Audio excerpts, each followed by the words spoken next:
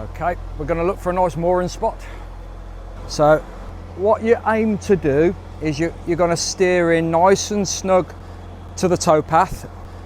So I want to turn to the right in a second.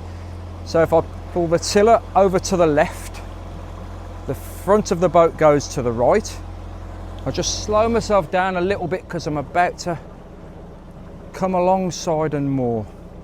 So what I'm going to do now, I'm going to slow the boat down, full astern, and then before the boat goes away from the wall, because I'm on my own, I'm just going to jump ashore and pull the boat in. So literally now I'm just holding on to her, put it round my waist and just lean on it.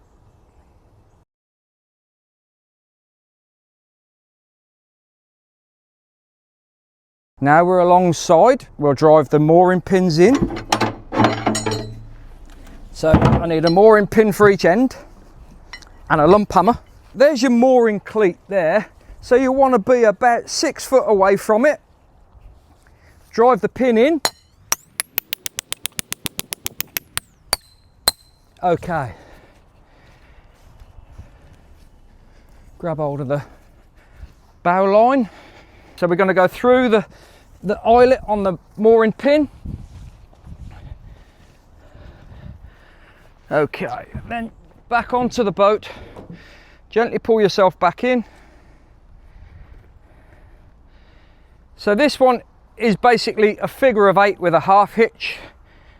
So we go round, over, under, and before you go on there again, you go underneath it and then pull it.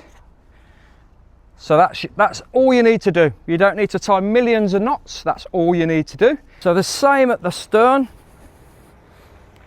So there's your cleat. So you want to be about 5 or 6 foot away from it. Drive the pin in.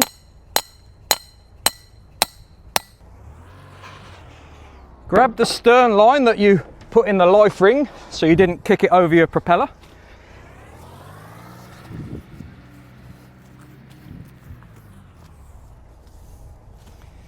Back through the eye and then back onto the boat. We always tie up on the boat. Okay. So exactly the same as before. Go round, over, under, and before you lock it off, go underneath itself and then pull that tight. That's your half hitch. Then just tidy the rope up. That's all you need to do.